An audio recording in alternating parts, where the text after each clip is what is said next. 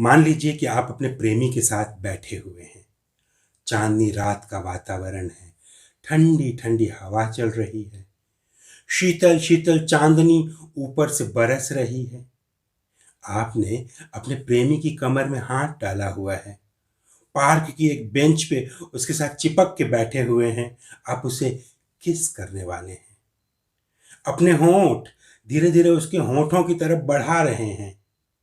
लेकिन किस करने से ठीक पहले आपके मन में अचानक एक ख्याल आता है कि मेरे पास मेरे प्रेमी के रूप में जो इंसान बैठा है, स्त्री या पुरुष जो भी है, वो दरअसल क्या है। यूं तो ये मुझे पूरा का पूरा इंसान नजर आ रहा है, लेकिन ये दरअसल बना किन चीजों से है। इसके भीतर बहुत सारा मांस है।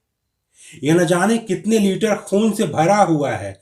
बाहर से इसकी त्वचा कितनी चिकनी दिख रही है, लेकिन त्वचा के ठीक नीचे पसीने का कारखाना खुला हुआ है।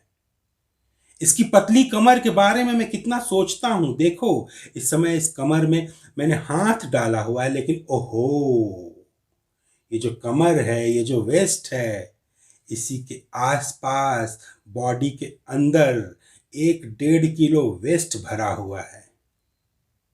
ओ गॉड, हो जाएगा मूड खराब। ये सब सोचते ही आप बोलेंगे कि चुंबन के समय भला ऐसी बातें कौन सोचता है। लेकिन यही सार्थ है। एग्जैक्टली यही सार्थ है।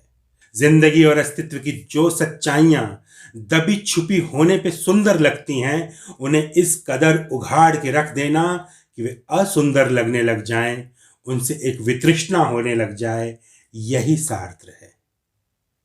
अपने प्रेमी को एक खूबसूरत इंसान समझने के अलावा रक्त, मांस, श्वेत, मज्जा से बना हुआ एक पुतला भी समझना, यही सार्त्र की फिलॉसफी का एक बड़ा हिस्सा है। सार्त्र पूरी तरह यही नहीं है, लेकिन ये भी है। यह उनकी एक थ्योरी है जो इनकी किताबों में कई बार आती है कि जो चीज बाहर से जैसी दिखती है, सुंदर दिखती है, जरूरी नहीं कि वो अंदर से उतनी ही सुंदर हो। बाहर से देखोगे तो प्यार आएगा, अंदर जाके देखोगे तो घिन आएगी।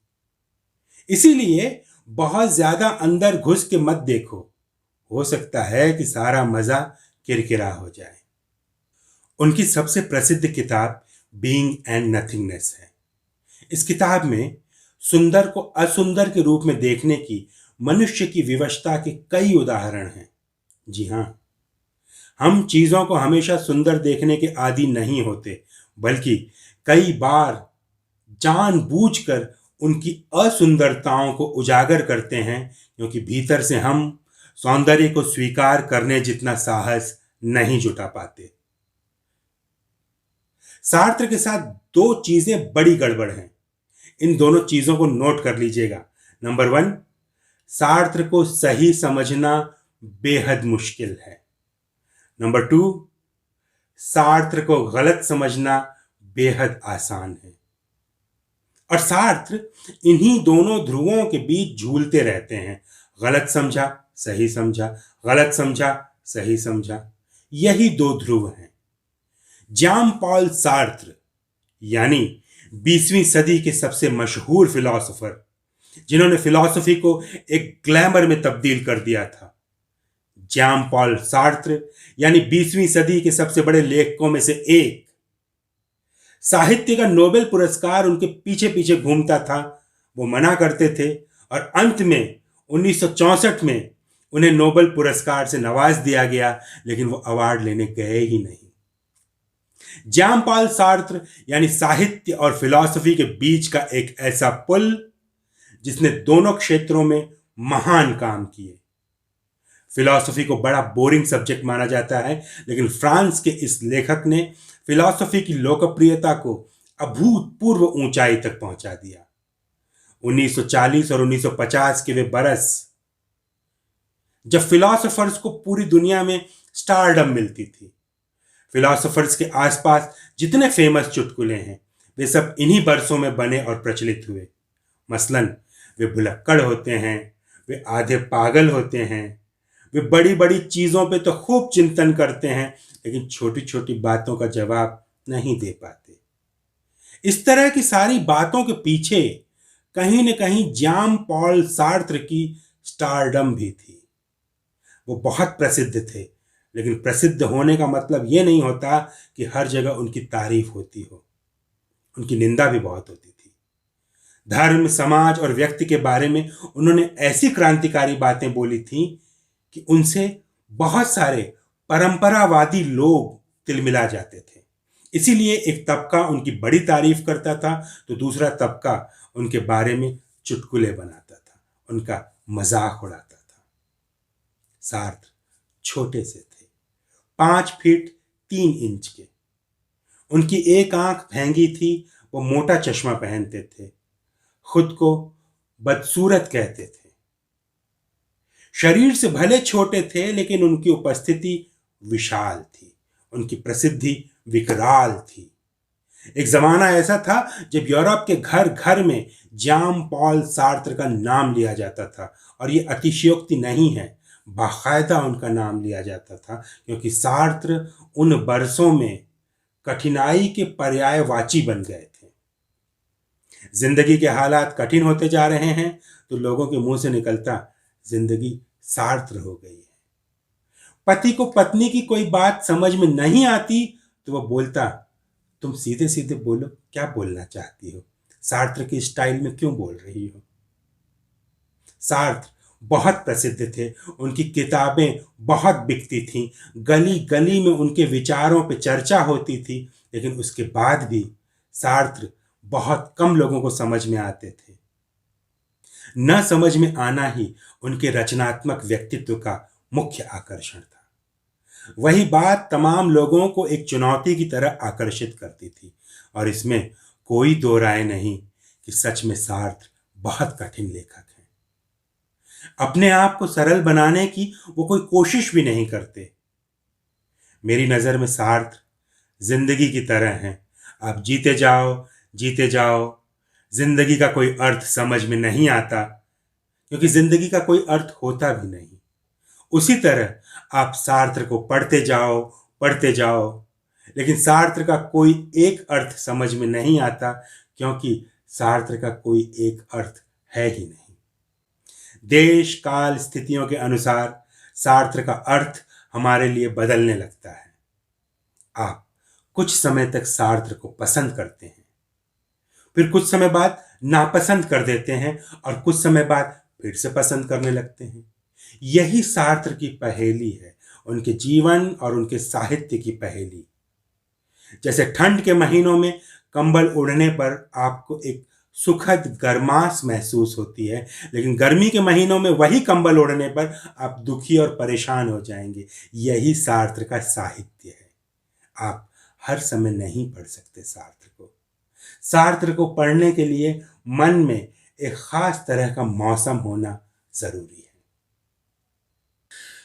सार्त्र का संबंध अस्तित्ववाद से है, और 20वीं सदी में 2 लेखकों ने अस्तित्ववाद को पूरी दुनिया में बहस के केंद्र में लाके खड़ा कर दिया था। एक थे अल्बेर कामू और दूसरे जॉन पॉल सार्त्र। लेकिन अस्तित्ववाद होता क्या है?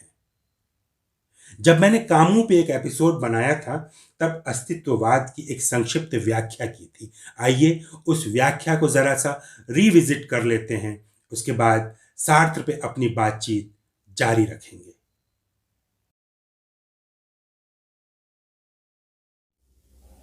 हमारे सामने एक सवाल हमेशा आता है कि हम क्या हैं?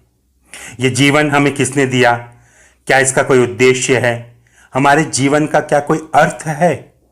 जीवन की सफलता या सार्थकता का सूत्र हर किसी के लिए अलग है। किसी को प्यार करके सार्थकता मिलती है, तो किसी को पैसा कमा के, तो किसी को हिमालय की वादियों में अकेले समय गुजार के। हर इंसान दरअसल अपने जीवन का अर्थ खोजना चाहता है। यहीं से अस्तित्ववादी पहेली शुरू होती है। जैसे ही आप अपने जीवन यानी अस्तित्व का अर्थ खोजने की दिशा में बढ़ेंगे, आप अस्तित्ववादी होने लगेंगे। कुछ लोग अपने जीवन का अर्थ धर्म और अध्यात्म के माध्यम से खोजते हैं, तो कुछ लोगों को लगता है कि गरीबों और वंचितों के लिए सामाजिक आंदोलन करने से उनका जीवन सार्थक हो जाएगा। कुछ को जीवन का अर्थ दान पुण्य में मिलता है, तो कुछ को लूट खसोट में। कुछ लोगों को जीवन का अर्थ शांति की बात करने में मिलता है, तो कुछ लोगों को क्रांति की बात करने में। दोनों किस्म की सोच को अस्तित्ववादी सोच माना जाता है, क्योंकि दोनों के मूल में व्यक्ति के अस्तित्व और जीवन के अर्थ की चिंता है। हर कोई अपने जीवन का अर्थ जानना चाहता है। अस्तित्ववाद कहता है कि हाँ, जिस तरह का काम करने में आपको खुशी मिलती हो, उससे आपके जीवन को एक अर्थ मिल सकता है। लेकिन सच बात तो यह है कि जीवन का अर्थ जैसे कोई चीज़ नहीं होती। जीवन का कोई अर्थ नहीं होता, संसार का कोई अर्थ नहीं होता। हम अपने विचारों, अनुभूतियों, तर्कों और हालात के अनुसार एक अर्थ खोजने की कोशिश करते हैं। किसी एक अर्थ को प्राप्त भी कर लेते हैं, लेकिन दरअसल वो सिर्फ एक वहम होता है। यही पहेली है। अब यहां थोड़ा सा गौर से सुनिएगा। पुराने जमाने में एक मान्यता बहुत आम थी और वह कमोबेश सभी धर्मों में थी और आज भी है कि हमें इस धरती पर ईश्वर ने भेजा है। हमारे पैदा होने से पहले ही हमारा प्रारब्ध, भाग्य, कर्तव्य और भूमिका ये सब तय कर दिए जाते हैं। ईश्वर इन सबको तय करता है, उसके बाद हम जन्म लेते हैं। फिलॉसफी की भाषा में इसे हमारे जीवन का सार या स्वभाव या एसेंस कहा जाता है, यानी हमारा मूलभूत गुण। जैसे एक कुल्हाड़ी, उसका हैंडल लकड़ी का भी हो सकता है या लोहे का भी, इस बात से कोई फर्क नहीं पड़ता। कुल्हाड़ी में वो धारदार ब्लेड, वो धारदार हिस्सा होना चाहिए। अगर वो हिस्सा नहीं है तो उसको आप कुछ भी कह सकते हैं, लेकिन कुल्हाड़ी नहीं कहेंगे। इसी तरह हर चीज़ का एक बुनियादी गुण होता है जिससे उसका होना डिफाइन होता है, उसका होना तय होता है। पेन, चाकू, गेंद, पल्ला, हर चीज़ के पास एक बुनियादी गुण है। वह चीज़ उसी गुण से परिभाषित होगी। इसे कहा जाता है एसेंस। पुराने दार्शनिकों, खासकर प्लेटो, अरस्तु और उनके बाद के कई यूनानी दार्शनिकों का मानना था कि ठीक वैसा ही एक गुण यानी एसेंस मनुष्य के भीतर होता है, और यह एसेंस हमारे पैदा होने से पहले ही होता है। उसी से हमारे जीवन को एक उद्देश्य, एक मकसद व एक अर्थ मिलता है। हम कुछ न कुछ बनने के लिए पैदा हुए हैं। वह एसेंस हमें ईश्वर ने दिया है। हजारों वर्षों तक घुमा फिरा कर इन्हीं बातों को माना जाता रहा। आज भी दुनिया में सबसे लोकप्रिय विचार यही है कि हमें ईश्वर ने इस संसार में किसी एक खास मकसद और अर्थ के लिए भेजा है, यानी अर्थ पहले तय हो गया, हमारा जन्म बाद में हुआ। लेकिन 18वीं 19वीं सदी में यूरोप में दार्शनिकों ने इसके उलट सोचना शुरू किया। जर्मनी में नीत्शे नाम के एक दार्शनिक हुए। उन्होंने इस सोच को बदल के रख दिया। उन्होंने खास किस्म का नकारवाद यानी नाइलिज्म का सिद्धांत दिया, यानी संसार में किसी भी चीज का कोई अर्थ नहीं है, हर चीज निरर्थक है। किरकेगार्ड, नीत्शे, दोस्तोयेव्स्की और काफ्का जैसे लेखकों और चिंतकों ने अपनी अपनी तरह से संसार की निरर्थकता के इस विचार को विश्लेषित किया, अपनी अपनी तरह से विश्लेषित किया। लेकिन इसे ऊंचाई पर ले गए फ्रांसीसी दार्शनिक और लेखक ज्याम पॉल सार्त्र। उन्होंने साफ कहा कि एग्जिस्टेंस प्रीसीड्स एसेंस, यानी पहले इंसान का जन्म होता है, उसके बाद वह अपना एसेंस पाता है, उसके बाद मकसद खोजने की दिशा में आगे बढ़ता है। ध्यान रखिए, पुरानी दार्शनिक धार्मिक मान्यताएं कहती हैं कि ईश्वर पहले जिंदगी का मकसद बनाता है, फिर जिंदगी बनती है। लेकिन अस्तित्ववाद कहता है पहले अस्तित्व बनता है, जीवन बनता है, उसके बाद उसके मकसद की तलाश शुरू होती है। पहले मनुष्य पैदा होगा, फिर पता चलेगा कि वह अच्छा है, बुरा है, या आगे चलकर उसने जीवन में क्या किया। मनुष्य कोई वस्तु तो है नहीं कि पहले से पता हो कि हमें एक चाकू बनाना है जिससे हम सब्जियां काट सकें। यानी मकसद, उद्देश्य, ये सब पहले से नहीं पता होते। सार्त्र से लेकर तमाम अस्तित्ववादी चिंतकों ने कहा कि पैदा होने के बाद हमें अपने जीवन की रचना खुद करनी पड़ती है। अपने मूल्यों, गुणों, अवगुणों का निर्धारण हम खुद करते हैं। कैसे करते हैं? अपने निर्णयों और चयन के द्वारा करते हैं। हमें किसी ईश्वर ने नहीं बनाया। हमारा नियंत्रण कोई ईश्वर या ऑलमाइटी नहीं करता। हमारे पास कोई डेस्टिनी, प्रारब्ध या पहले से निर्धारित भाग्य नहीं होता। सब कुछ हमारे निर्णय, हमारे चयन होते हैं। किसी एक खास स्थिति में हमने कौन सा रास्ता चुना, इसी से हमारा आगे का जीवन तय होता है। हम चुनने के लिए आजाद हैं। जब हम प्राप्त विकल्पों में से किसी को भी नहीं चुनते, तब भी वो एक तरह से हमारे द्वारा किया गया चयन होता है। मजबूरी में भी हमारे सामने चयन का विकल्प होता है। इस तरह हम हमेशा स्वतंत्र होते हैं, कम से कम अपने चयन के लिए स्वतंत्र। यह स्वतंत्रता हमें कई बार सुखी करती है तो उससे अधिक दुखी करती है। अगर हमें चुनने की स्वतंत्रता भरपूर मिल जाए, पूरी विशालता में मिल जाए, तो हम अपने अनिर्णय से भी दुखी हो जाएंगे। हमारा जीवन जितना हमारे निर्णयों से प्रभावित होता है, उतना ही हमारे अनिर्णय से भी। इसी को एग्जिस्टेंशियल क्राइसिस भी कहते हैं। इस क्राइसिस को समाप्त करने के लिए हम जितने भी उपाय करें, मसलन सामाजिक स्वतंत्रता, आर्थिक स्वतंत्रता, आध्यात्मिक या वैचारिक स्वतंत्रता, ये सब क्राइसिस को पूरी तरह समाप्त करने के बजाय कई बार उसे बढ़ा देते हैं। जिस दुनिया में ज्यादातर लोग अपने जीवन के सारे फैसले ईश्वर के हवाले छोड़ देते हों, या जो मानते हों कि अपने रास्तों का चुनाव हम नहीं करते बल्कि हमारे बिहाफ पर ईश्वर करता है, ऐसी दुनिया के भीतर जब लेखकों और दार्शनिकों का एक समूह ये कहने लगे कि नहीं, हम अपने जीवन में अपने रास्तों का चुनाव खुद करते हैं, हर निर्णय दरअसल हमारा अपना निर्णय होता है, हमारा अपना चयन होता है, तब इन विचारों को क्रांतिकारी विचार माना जाएगा। 20वीं सदी के आरंभिक वर्षों यानी 1920 से 1950 तक अस्तित्ववादी विचारों और अस्तित्ववादी चिंतन ने पूरी दुनिया को हिलाए रखा।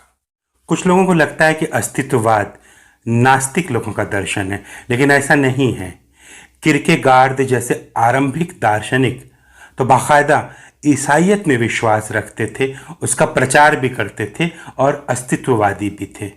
अस्तित्ववाद में भी दो टाइप के लोग होते हैं।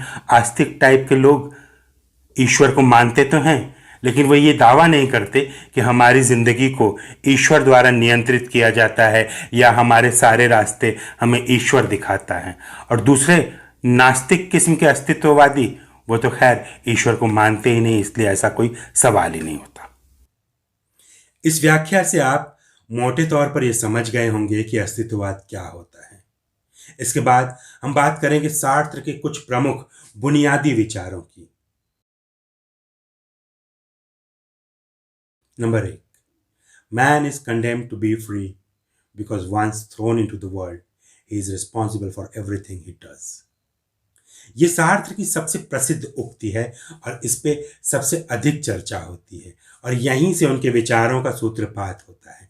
क्या कह रहे हैं सार्त्र? हिंदी में इस तरह कि मनुष्य स्वतंत्र होने के लिए अभिशप्त है, क्योंकि जब एक बार उसे दुनिया में फेंक दिया जाता है तब वो अपने हर काम का जिम्मेदार खुद होता है। एकदम उल्टी बात। सार्त्र उल्टी गंगा बहाते थे, उनकी बातों की बांसुरी उल्टी बजती थी। दुनिया के दूसरे कई फिलोसोफर्स, कई अध्यात्मवादी साधु संत कहते हैं कि मनुष्य कभी स्वतंत्र नहीं हो पाता।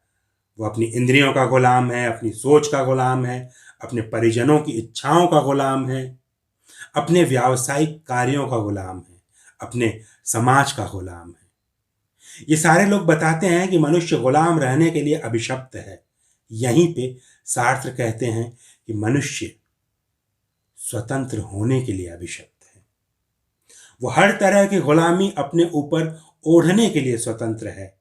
उसके सामने हमेशा एक विकल्प होता है कि वह हर तरह की गुलामी को तोड़ दे, लेकिन वह अपनी गुलामियां खुद चुनता है। यही उसकी स्वतंत्रता है। वो चाहे तो परिजनों की इच्छा का गुलाम होना बंद कर दे, चाहे तो कर सकता है, छोड़ दे सारे परिजनों को, लेकिन नहीं छोड़ता। यानी उस गुलामी को वो खुद ओढ़ के चलता है।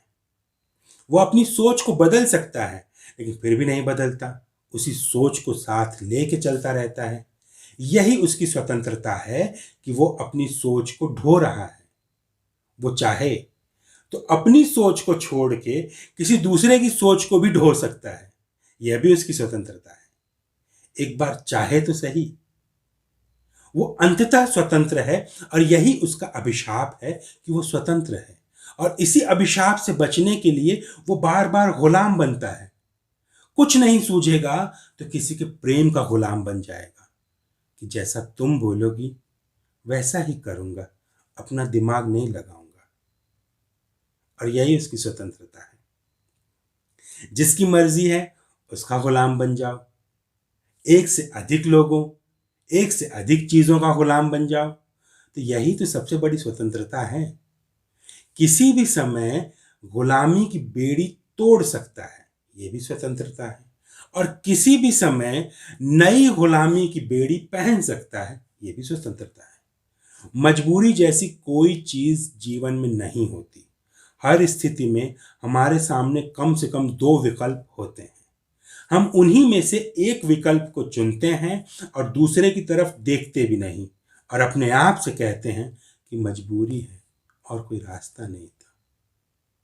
जबकि सच्चाई यह है कि हमने दूसरे रास्ते की तरफ देखा भी नहीं था। आगे कुआं था, पीछे खाई थी। आप कुएं में कूद गए और बोले और कोई रास्ता नहीं था। रास्ता था, आप खाई में भी कूद सकते थे, लेकिन आपने क्या चुना? कुएं को चुना। आप जो भी चुनते हो खुद चुनते हो, उसके जिम्मेदार आप खुद होते हो। उसे चुनने के लिए आप स्वतंत्र होते हो। इसीलिए सार्त्र कहता था कि मनुष्य स्वतंत्र होने के लिए अभिशप्त है, क्योंकि जब एक बार उसे दुनिया में फेंक दिया जाता है तब वो अपने हर काम का जिम्मेदार खुद होता है।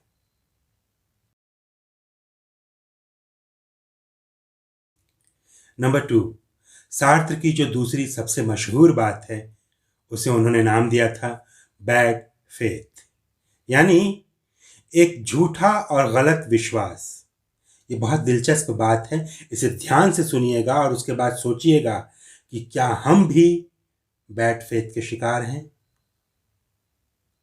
अपनी सबसे मशहूर किताब बीइंग एंड नथिंगनेस में जॉन पॉल सार्त्र ने इसका उदाहरण दिया था एक वेटर की जिंदगी का वर्णन करते हुए। सार्त्र एक कैफे में बैठे हुए हैं और सामने एक वेटर अपना काम कर रहा है और वह वेटर बिल्कुल वेटर जैसा बिहेव कर रहा है। यानी कभी तेजी से चलता है तो कभी धीमे चलता है, ग्राहक के सामने झुक के खड़ा होता है, उसकी हर बात मानता है। वो वेटर अपने काम में पूरी तरह इन्वॉल्व है और ऐसा करते हुए वो अनजाने ही अपने बैड फेथ का प्रदर्शन भी कर रहा है। उस वेटर ने खुद को एक झूठा और खराब विश्वास दिला दिया है कि वो अंततः एक वेटर है। लेकिन ऐसा नहीं होना चाहिए, क्योंकि प्राथमिक तौर पे वो एक मनुष्य है। अपने मनुष्य होने को याद करके वो अपनी संभावनाओं और अपनी क्षमताओं का विकास कर सकता है और चाहे तो कल को हॉलीवुड का एक स्टार भी बन सकता है, क्योंकि बहुत सारे लोग इस तरह से स्टार बने हैं। लेकिन वो चाहे तभी बन सकता है। 90% लोग जो हैं वही बने रहते हैं, क्योंकि उन्होंने खुद को एक झूठा और खराब विश्वास दिला रखा है कि हम दरअसल यही हैं, हम दरअसल यही बनने के लिए पैदा हुए थे और हमें हमारे समय और समाज ने यही बना दिया है।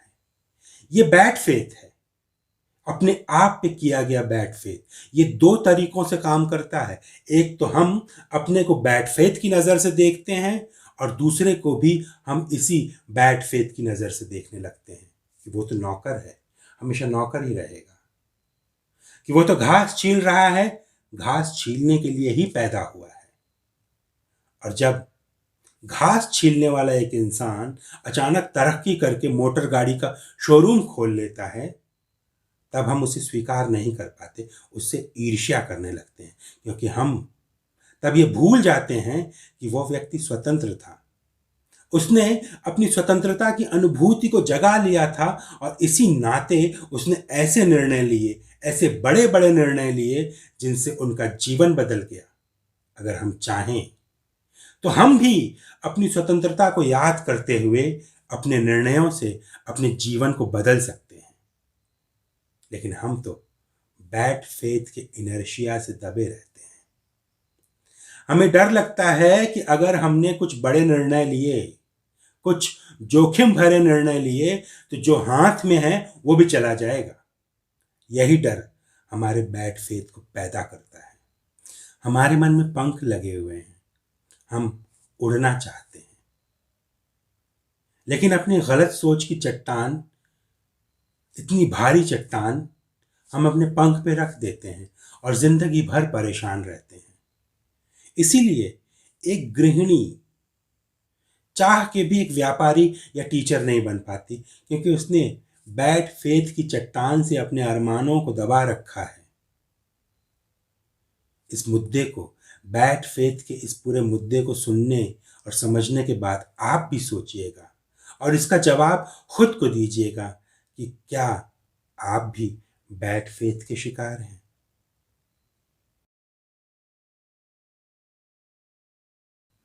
और नंबर 3, एपिसोड के अंत में हम सार्त्र की फिलॉसफी के एक बेहद महत्वपूर्ण पक्ष के बारे में बात करेंगे। वो कहते थे, हमारी स्वतंत्रता और हमारी गुलामी पैसों के आसपास घूमती रहती है। अगर पीछे की दोनों बातें किसी को समझ में नहीं आई हैं, उनको लगा होगा कि बहुत हाई लेवल की फिलॉसफी है, तो भी ये तीसरी बात तो लगभग सभी की समझ में आ जाएगी, क्योंकि ये हम सभी के जीवन की बात है। हम में से हर एक के मुंह से निकलता है कि काश अगर पैसे होते तो ये कर देता, अगर पैसे होते तो वो कर देता। हम बहुत कुछ करना चाहते हैं, लेकिन पैसों की कमी के कारण नहीं कर पाते। यानी हमारी आज़ादी और हमारी गुलामी इस बात पे भी निर्भर करती है कि हमारे पास कितने पैसे हैं। सार्त्र ने इस पे बहुत विस्तार से लिखा है कि हम एक ऐसे पूंजीवादी समाज में रहते हैं जहां पैसा ही सब कुछ है, जहां पैसे को ही भगवान की तरह पूजा जाता है। जिसके पास पैसे हैं उसके 100 गुनाह माफ हैं, और जिसके पास पैसे नहीं हैं उसे अपने तो छोड़ो, दूसरों के गुनाहों की भी सजा झेलनी पड़ती है। और इसी कड़वी सच्चाई के कारण सार्त्र जीवन भर पूंजीवाद के विरोधी बने रहे। सार्त्र मार्क्सवाद में विश्वास करते थे। आज के मार्क्सवादी नौजवानों को इस बात पे भरोसा भी नहीं हो पाता कि एक अस्तित्ववादी चिंतक मार्क्सवादी भी हो सकता है, लेकिन सार्त्र ऐसे थे।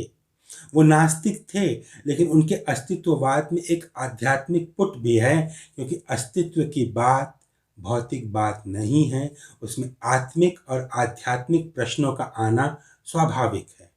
लेकिन इनके बावजूद वो मार्क्सवादी थे। पेरिस की गलियों में पूंजीवाद के खिलाफ जुलूस में शामिल होते थे, उनमें भाग लेते थे। नोबेल पुरस्कार मिलने के बाद भी वो ऐसे जुलूसों में लगातार हिस्सा लेते रहे। नोबेल पुरस्कार मिलने के बाद एक बार पुलिस ने उन्हें गिरफ्तार कर लिया था, ऐसे ही एक जुलूस से, और उठा के जेल में डाल दिया। हड़कंप मच गया कि नोबेल विजेता लेखक को हवालात में ठूंस दिया गया है।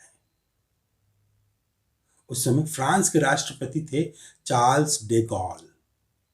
उन्होंने निजी हस्तक्षेप किया और पुलिस को हुक्म दिया कि सार्त्र को तुरंत रिहा किया जाए।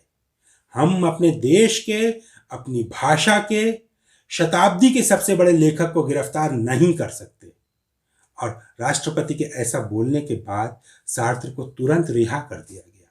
ये फ्रांस जैसा देश है जो अपने बुद्धिजीवियों का इतना सम्मान करता है। विरोधी विचारधारा वाले लेखक को भी वहां का राष्ट्रपति जेल में डालने से बचना चाहता है, और कम से कम ऐसे उदाहरण प्रस्तुत तो करता है। एक ही एपिसोड में सार्त्र के सभी पहलुओं को छू पाना लगभग असंभव काम है। इसीलिए आज मैंने मोटे मोटे तौर पर एक आउटलाइन की तरह सार्त्र के विचारों पर चर्चा की है। जल्द ही सार्त्र के एक एक सूत्र पर अलग अलग वीडियो बनाऊंगा, फिलॉसफी के वीडियो, ताकि हम देख सकें कि जिंदगी और फिलॉसफी कितनी गहराई से आपस में जुड़ी हुई हैं। कि गिलास उठा के पानी पीना भी दरअसल एक फिलोसॉफिकल एक्ट है अकॉर्डिंग टू सार्त्र, अगर पानी पीने की उस प्रक्रिया को ठीक से समझ लिया जाए। लेकिन इसके लिए आपको अगले वीडियोस का इंतजार करना होगा। अगर आपको मेरे वीडियोस पसंद आते हैं तो मुझे कॉफी पिलाना मत भूलिएगा। buymeacoffee.com का लिंक नीचे डिस्क्रिप्शन बॉक्स में है। अगर आप YouTube पर देख रहे हैं तो मेरे चैनल को सब्सक्राइब कर लीजिए, और अगर Facebook पर देख रहे हैं तो मेरे पेज को लाइक कर लीजिए, ताकि साहित्य और फिलॉसफी पर मेरे नए वीडियोस आपको बिना किसी चूक के लगातार मिलते रहें आप भी मुझसे इसी जगह पे इसी तरह। आप सभी को प्यार, मोहब्बत, सलाम, प्रणाम, नमस्कार।